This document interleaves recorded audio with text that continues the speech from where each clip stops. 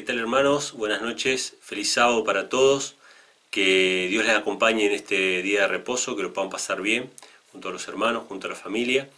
Y hoy quiero compartir con ustedes un comentario de la escuela sabática referente a la anteúltima iglesia de las 7 iglesias de Apocalipsis, o las cartas a las 7 iglesias de Apocalipsis, que se refiere a la iglesia de Filadelfia. Y esta iglesia tiene un nombre particular, como cada una de las 7 iglesias, que tienen un significado. No por nada fueron escogidas estas iglesias para representar la historia universal de la iglesia de Dios a través de los siglos durante la era cristiana.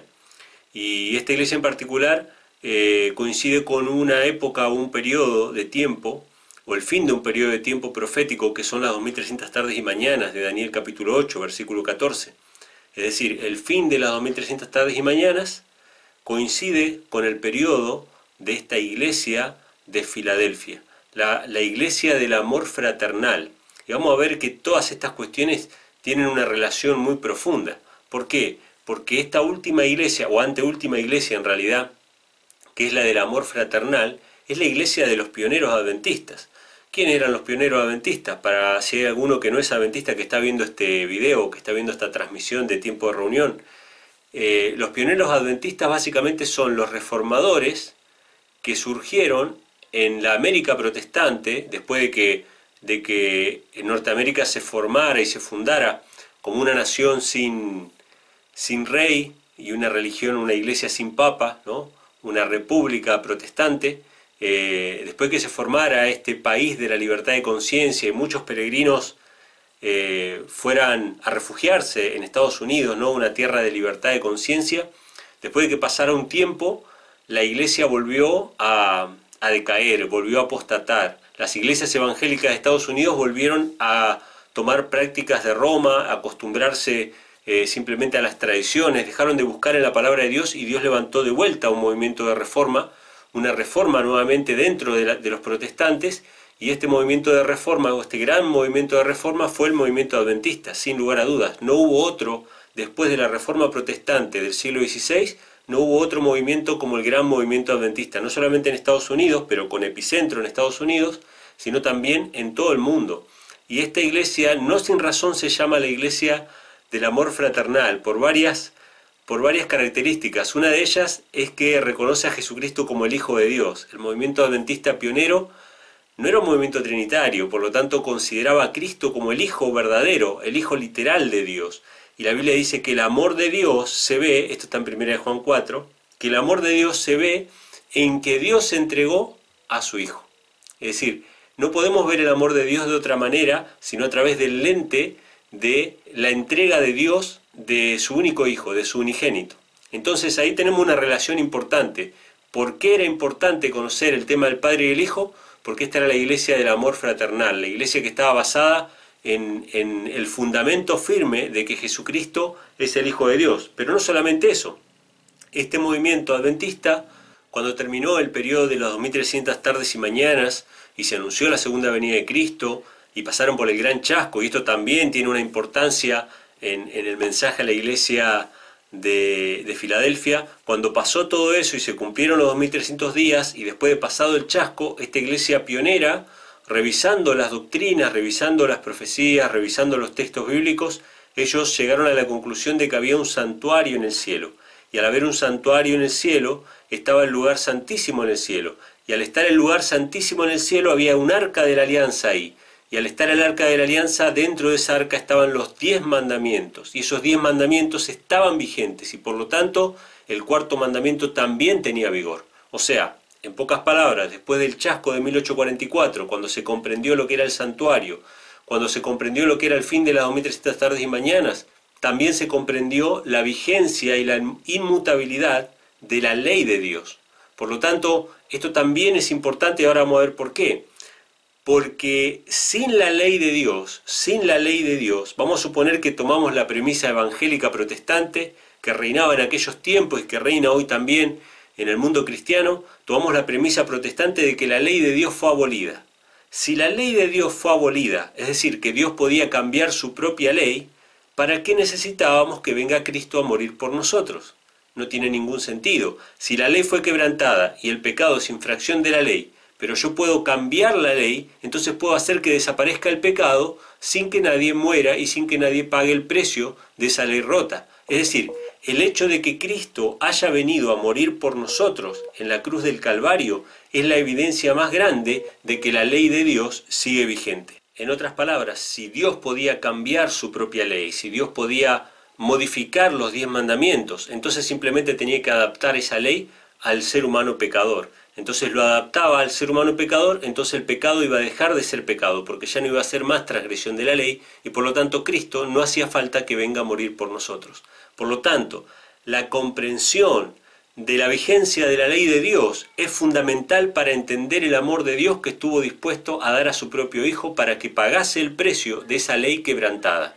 Si la ley de Dios no tiene vigor y no tiene vigencia, ¿para qué entonces Dios entregó a su Hijo? No tiene ningún sentido. Pero vamos a avanzar con la lectura bíblica, vamos a hacer una breve lectura acerca de estos pasajes que se encuentran en Apocalipsis capítulo 3, versículo 7, y vamos a ver cómo esta cuestión de los pioneros adventistas se ve claramente reflejada en esta iglesia del amor fraternal, del amor puro, del amor a donde debemos volver, porque nosotros pertenecemos al último periodo de la Odisea, y somos llamados a volver a la iglesia, a ser la iglesia del amor fraternal. Y hay muchas características importantes de esta iglesia.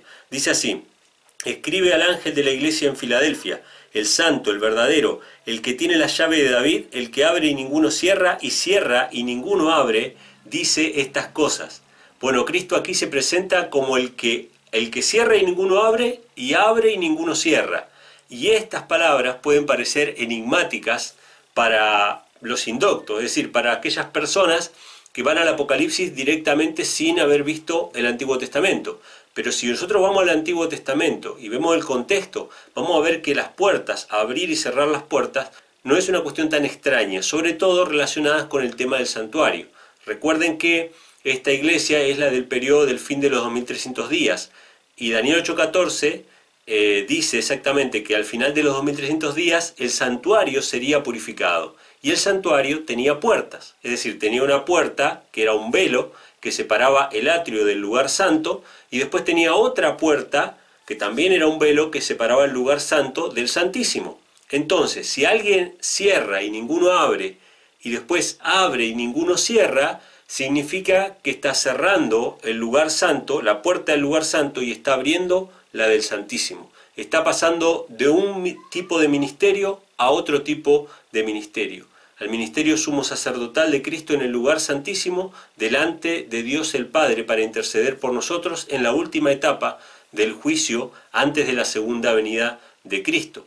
Este es el juicio que aparece en Daniel capítulo 7, donde el Hijo del Hombre se presenta delante del anciano de días, que había sido puesto con un trono en el lugar santísimo, y los libros fueron abiertos. Esto es lo que nosotros llamamos el juicio investigador. Pero vamos a seguir leyendo a ver qué más nos dice. Dice: yo conozco tus obras, he aquí, he dado una puerta abierta delante de ti, la cual ninguno puede cerrar, y porque aún tienes un poco de fuerza y has guardado mi palabra y no has negado mi nombre. Bueno, aquí tenemos varios puntos interesantes. Vamos a repasar algunos de ellos. El primero es el que mencionábamos recién. Cristo ha puesto delante de nosotros una puerta abierta que nadie puede cerrar. Vamos a confirmar esta idea de la puerta relacionada con el santuario, que se encuentra en Apocalipsis capítulo 11, versículo 19, que dice lo siguiente: y el templo de Dios fue abierto en el cielo, y el arca de su pacto fue vista en su templo, y hubo relámpagos, y voces, y truenos, y un terremoto, y grande granizo. La Biblia nos dice que en determinado momento de la historia, el templo de Dios fue abierto en el cielo, y ¿qué se vio? Se vio el arca del pacto. Es decir, todo el libro de Apocalipsis es una referencia constante al santuario celestial. Se ve el trono de Dios, se ven los candeleros, se ve el incensario, se ve el incienso que sube como las oraciones de los justos, se ve Cristo como sumo sacerdote, con vestiduras sacerdotales, y vemos por supuesto el arca de la alianza, que obviamente representa la perpetuidad de la ley de Dios. Así que vemos acá una confirmación de esto que venimos mencionando. Pero aparte de eso, le dice que tiene todavía un poco de fuerza y que no ha negado su nombre. Y pareciera extraña esta expresión. Sin embargo, la iglesia de Filadelfia es una iglesia que ha sido chasqueada, que ha sido probada hasta lo sumo. Ha pasado por un tiempo de angustia terrible, similar al de los discípulos cuando vieron crucificado a su maestro y todas sus esperanzas de que Él iba a ser el que iba a redimir a Israel se cayeron para abajo. Sin embargo, Dios los consoló y Dios los sostuvo. Justamente este sábado que pasó estuvimos compartiendo con los hermanos un tema y reflexionábamos en estas palabras del himno, ¿no? Un himno muy conocido que dice: si la fe me abandonare, Él me sostendrá. Y reflexionábamos en eso, ¿no? Y dimos dos ejemplos. Uno, el de Juan el Bautista, que como profeta había declarado que Jesucristo era el Hijo de Dios, sin embargo, pasando por la hora de la prueba, pasando por la persecución, cuando estaba encarcelado, mandó a preguntar si Cristo era el que había de venir o debían esperar a otro. Y Dios, honrando la fe que él había tenido y el servicio que había hecho y cómo había sido usado por el Espíritu Santo, por más que en un momento le abandonó la fe, Cristo no quebró la caña cascada. Cristo no terminó de destruir lo que estaba por destruirse. Cristo lo levantó, le hizo ver milagros a los mensajeros y los mandó a los mensajeros con Juan diciéndole: vayan y díganle a Juan las cosas que ustedes ven y las cosas que ustedes han oído. O sea, reafirmó la fe de Juan. Por más que la fe le abandonó, Dios no lo abandonó a Juan. Dios lo sustentó. Dios lo mantuvo durante la hora de la prueba. Por eso es importante este testimonio, porque tiene que ver con la iglesia de Filadelfia, con el chasco que pasaron nuestros pioneros durante una hora de prueba, que fueron sostenidos por la gracia de Cristo, contemplando el amor de Dios a través del sacrificio de su Hijo, que ahora lo podían ver con otro lente a través de su rol de sumo sacerdote ofreciendo su muerte delante del Padre Celestial en los cielos, cosa que antes no habían podido ver, ¿no? Esta visión fue la que los sostuvo, aunque les quedaban poca fuerza, Dios los sostuvo. Y otro ejemplo que mencionábamos el sábado cuando estábamos charlando sobre este tema era el camino de Emaús, ¿no? El camino de Emaús, estos dos discípulos que volvían, que se iban de Jerusalén y Cristo les sale al encuentro y ellos le cuentan y le dicen: nosotros pensábamos que ese hombre, ese varón, ese profeta, pensábamos que era el que iba a redimir a Israel. O sea, ellos perdieron la fe de que Él fuera el redentor de ellos y Cristo no los abandonó. Cristo los sustentó y los mantuvo y los fortaleció durante la hora de la prueba, ¿sí? Entonces, la gracia de Cristo y el amor de Cristo nos va a sostener durante la hora de la prueba.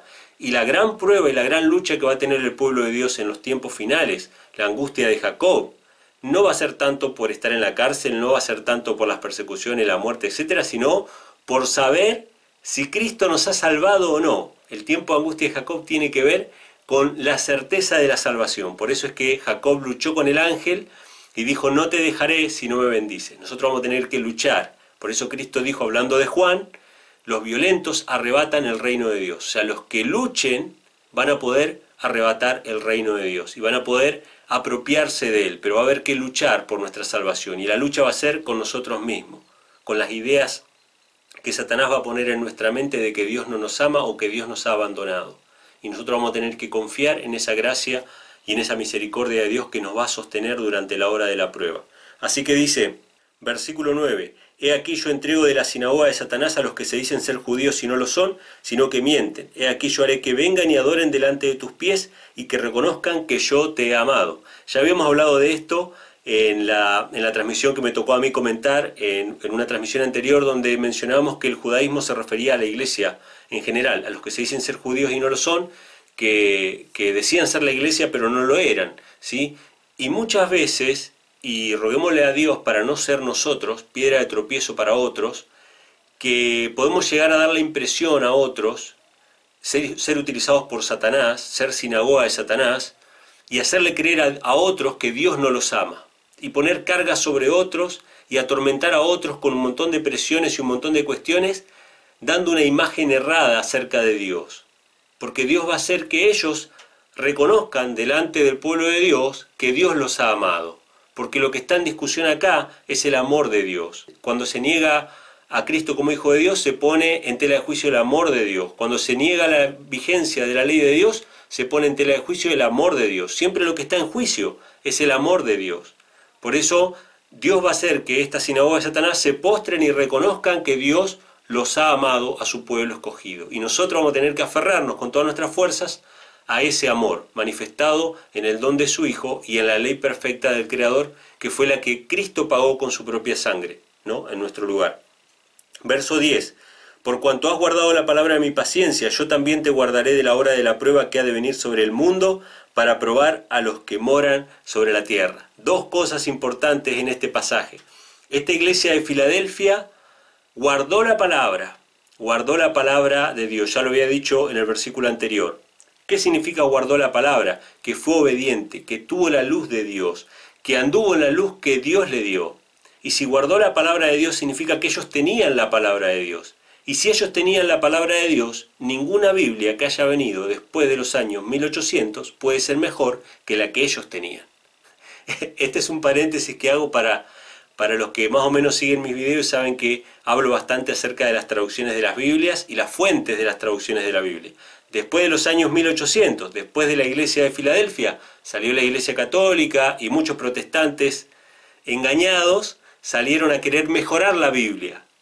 Pero esta iglesia de Filadelfia ya tenía la Biblia, ya tenía la palabra de Dios. Por lo tanto, esa Biblia que ellos tenían estaba bien, no había que mejorarla, ¿sí? Pero después todos los movimientos que vinieron después de 1800 a tratar de mejorar la Biblia, mejorar la palabra. Y otra cosa importante dice que Dios nos va a guardar durante la hora de la prueba que ha de venir sobre el mundo. Y la prueba, la gran prueba para el pueblo de Dios, pueden leerlo en el Conflicto de los Siglos, en un capítulo que se llama La Angustia, el gran tiempo de angustia, o el tiempo de angustia, donde habla del tiempo de angustia de Jacob. Y dice que justamente nuestra gran lucha va a ser sobre la certeza de nuestra salvación. Vamos a estar examinándonos a ver si todavía nos queda algún pecado que no hayamos confesado. Y no vamos a tener miedo de ir a la cárcel o de morir. Vamos a tener miedo de ir a la cárcel o morir sin Cristo. Esa va a ser la gran duda y la gran lucha espiritual que va a tener el pueblo de Dios. Así que Dios nos va a guardar durante esa hora de la prueba. Y durante esa hora de la prueba vamos a tener que confiar, a pesar de que todos nuestros sentidos digan lo contrario, y a pesar de todos los que nos rodean nos digan lo contrario, y a pesar de que todo el mundo nos diga que Dios nos ha abandonado y que Dios no está con nosotros, vamos a tener que confiar en que Dios nos ama y que Dios nos guarda, y que Dios sí está con nosotros. ¿Sí? Vamos a tener que confiar no en nuestras obras, sino en el amor de Dios manifestado en el don de su Hijo. Entonces dice así, versículo 11, He aquí yo vengo pronto, retén lo que tienes, para que ninguno tome tu corona. Al que venciere, yo le haré columna en el templo de mi Dios, y nunca más saldrá de allí, y escribiré sobre él el nombre de mi Dios, el nombre de la ciudad de Dios, la nueva Jerusalén, la cual desciende del cielo de Dios, y mi nombre nuevo. El que tiene oído, oiga lo que el Espíritu dice a las iglesias. Bueno, esto también es algo interesante, porque dice que Dios va a poner al que venza el nombre de Dios, el nombre de la ciudad de Dios y el nombre nuevo de Cristo. O sea, el nombre de Dios, el nombre de Jerusalén y el nombre nuevo de Cristo. Si nosotros tomáramos con el mismo criterio que se toman otros textos de la Biblia este pasaje, diríamos que existe una especie de Trinidad entre el Padre, el Hijo y la Santa Jerusalén. Pero sabemos que eso no es así.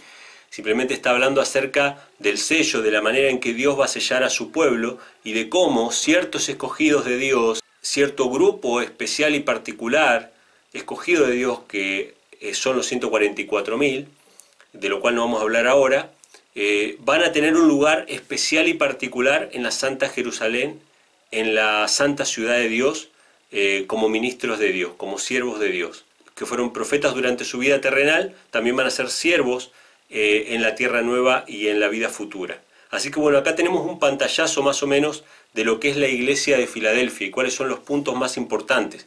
Pero el centro de esta cuestión es la puerta abierta. ¿Qué significa la puerta abierta? Nosotros podemos acercarnos por la fe, confiando en las promesas bíblicas de que Cristo intercede por nosotros en el lugar santísimo del santuario, y podemos acercarnos confiadamente al trono de la gracia. ¿Cuál es el trono? No es ni más ni menos que ese arca de la alianza que se vio en el cielo, cuando el templo fue abierto, cuando esa puerta fue abierta, que ninguno puede cerrar, es la puerta de la gracia y la misericordia, porque el arca de la alianza tenía por encima un propiciatorio, y ese propiciatorio era el que recibía la sangre de las víctimas, que satisfacía las demandas de la ley, simbólicamente, porque el único que satisfizo las demandas de la ley fue la sangre de Cristo. Pero por la fe nosotros podemos acercarnos a ese trono de la gracia, esa arca que nos mataría. Por medio de Cristo no nos mata, nos da vida. ¿Sí? Si nosotros nos acercamos por medio del único mediador entre Dios y los hombres, podemos tener socorro en el tiempo de la prueba. Lo dice así la carta a los Hebreos. Hebreos capítulo 4, versículo 14 dice, Por tanto, teniendo un gran sumo sacerdote que traspasó los cielos, Jesús el Hijo de Dios, retengamos nuestra profesión, porque no tenemos un sumo sacerdote que no pueda compadecerse de nuestras flaquezas, sino uno que fue tentado en todo según nuestra semejanza, pero sin pecado. Acerquémonos, pues, confiadamente al trono de la gracia para alcanzar misericordia y hallar gracia para el oportuno socorro. En el tiempo de prueba, en el tiempo de angustia, vamos a necesitar el oportuno socorro de la gracia de Cristo y vamos a tener que aferrarnos con todas nuestras fuerzas a Él. Así que bueno, acá tenemos un pantallazo del mensaje a la iglesia de Filadelfia. Espero que les haya sido de bendición. Les mando un abrazo a todos y te paso la palabra, mi hermano. Bendiciones.